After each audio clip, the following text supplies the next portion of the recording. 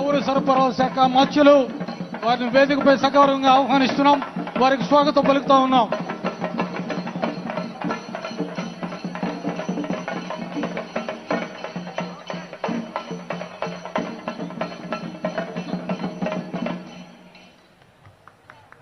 Thank you so much.